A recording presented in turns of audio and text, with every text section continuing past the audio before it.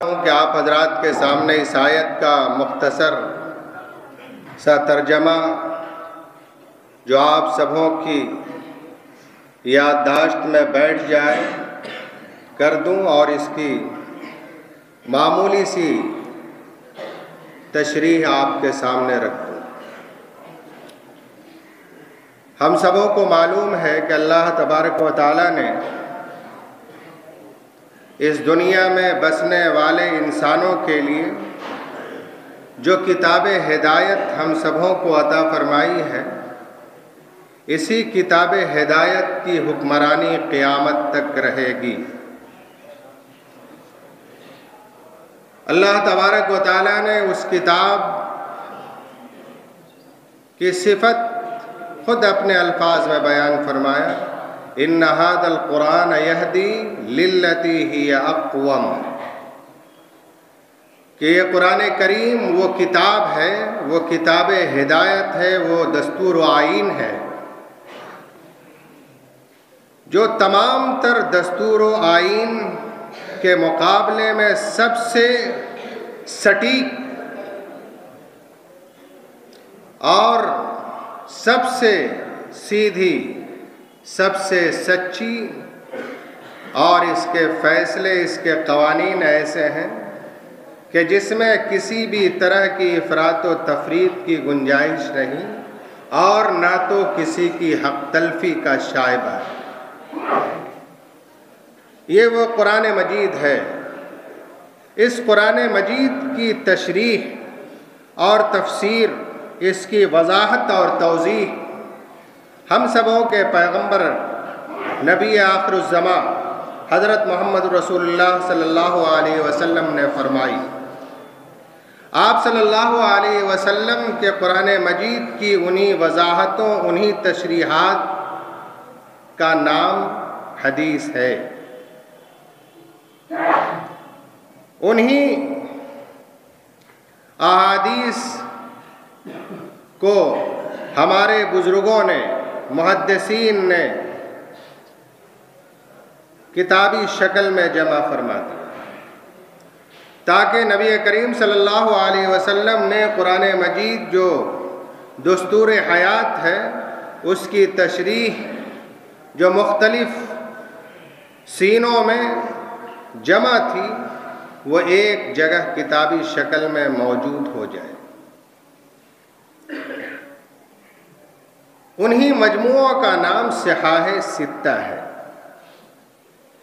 نبی کریم صلی اللہ علیہ وسلم کی جانب دین میں خرابی پیدا کرنے کے لیے نبی کریم صلی اللہ علیہ وسلم کی جانب بہت سی باتوں کو غلط طریقے سے منسوب کر دیا گیا۔ یہ علماء اور طلباء جو ابھی طلباء ہیں، ابھی چند منٹ کے بعد یہ عالم قرار دے دیے جائیں گے، یہ جانتے ہیں اور یہ سمجھتے ہیں کہ دین کی شکل کو بگاڑنے کے لیے اور دین سے دور کرنے کے لیے مختلف طرح کی شکلیں اور تدبیریں اختیار کی گئی۔ بگاڑنے کی ایک شکل یہ اختیار کی گئی کہ نبی کریم صلی اللہ علیہ وسلم کی جانب ایسی باتوں کو منسوب کر دیا جائے جس کو نبی کریم صلی اللہ علیہ وسلم نے نہیں بیان فرمایا، اور کچھ لوگوں نے دین سے دور کرنے کے لیے نبی کریم صلی اللہ علیہ وسلم کی قرآنی تشریحات، جن کو ہم لوگ حدیث کہتے ہیں، اس کا انکار کر دیا۔ تو دین کی صحیح شکل اور صحیح صورت اس وقت تک ہمیں سمجھ میں نہیں آ سکتی جب تک ہم حدیث شریف کو نہ جانیں گے، نہ پڑھیں گے، نہ سیکھیں گے۔ دین سے دور کرنے کے لیے لوگوں نے کہہ دیا کہ یہ حدیث شریف یہ تو کوئی آسمان سے نازل ہوئی کتاب تو ہے نہیں، آسمان سے نازل ہوئی کتاب نہیں ہے، لیکن اس کا جو مضمون ہے یہ آسمان سے نازل شدہ مضمون ہے۔ اللہ کے رسول صلی اللہ علیہ وسلم نے فرمایا کہ سنو کہ جو کچھ بھی میں کہتا ہوں بولتا ہوں انسانی ضرورت کے علاوہ وہ سارا کا سارا دین کا حصہ ہے، وہ سب کا سب وحی ہے۔ چنانچہ اللہ تعالیٰ فرماتے ہیں وَمَا يَنطِقُ عَنِ الْهَوَىٰ إِنْ هُوَ إِلَّا وَحْيٌ يُوحَىٰ، کہ پیغمبر اپنی خواہش سے کوئی بات نہیں کرتے، جو بھی کرتے ہیں اور کہتے ہیں وہ سب کے سب اللہ کے جانب سے وحی کیا ہوا ہے، اللہ کے حکم سے نبی کریم صلی اللہ علیہ وسلم کے قلب اطہر پر وہ بھی نازل ہوا۔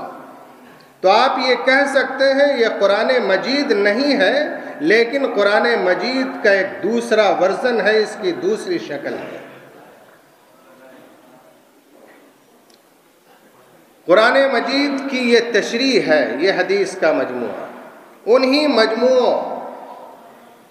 کو ہم لوگ صحائح ستہ کہتے ہیں کہ نبی کریم صلی اللہ علیہ وسلم کے جانب جو غلط باتیں منسوب کر دی گئی تھی، ان احادیث کو جو ضعیف قسم کی حدیثیں تھیں ان کو چھانٹ دی گئی، علیحدہ کر دی گئی، اور اس کو محدثین نے 6 کتابوں میں اور کچھ قول کے مطابق 7 کتابوں میں یا 8 کتابوں میں، لیکن امت کا اتفاق اس بات پر ہو گیا ہے کہ یہ 6 کتابیں ہیں جس میں حدیث صحیح کا بیشتر مجموعہ موجود ہے۔ یہ مجموعہ دراصل دین کی شکلیں ہیں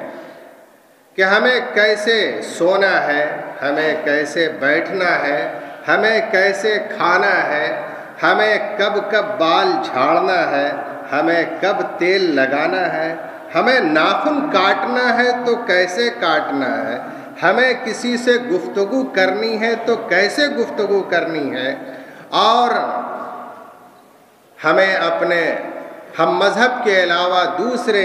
مذہب کے لوگوں سے ملاقات کرنی ہے تو کیسے ملاقات کرنی ہے۔ ایک مسلمان کی ملاقات ایک مسلمان سے ہو تو وہ کیسے ملے، ایک مسلمان کی ملاقات ایک غیر مسلم سے ہو تو وہ کیسے ملے، یہ تمام وہ تشریحات ہیں۔ ایک مسلمان کسی مسلمان کے اوپر زیادتی کر دے، کوئی مرد کسی عورت پر، کوئی عورت کسی مرد کے اوپر، یعنی جتنے بھی دنیا میں قوانین انصاف کے لیے بنائے گئے ہیں وہ تمام انصاف کے منصفانہ قوانین ان احادیث شریف کے اندر موجود ہیں۔ انہی حدیثوں کو ان طلباء نے پڑھا ہے اور ان طلباء کے اساتذہ نے بڑی محنت سے پڑھایا ہے۔ اب آج کے آخری درس کے بعد انشاءاللہ یہ لوگ عالم قرار دیے جائیں گے اور انشاءاللہ یہ لوگ دین کی خدمت کو دنیا والوں کے سامنے پیش کریں گے، دین کی بگڑی ہوئی شکلوں کو درست کرنے اور دین کے پیغام کو دور دور تک پہنچانے کی کوشش کریں گے۔ ربنا تقبل منا انک انت السمیع العلیم وتب علینا انک انت التواب الرحیم۔ میں نے کچھ زیادہ آپ کے سامنے کہہ دیا ہے، اس کے لیے معذرت۔ اب میں جامعہ رحمانی کے ایک موقر استاذ جناب مولانا محمد معین کوثر قاسمی صاحب سے گزارش کر رہا ہوں کہ آپ تشریف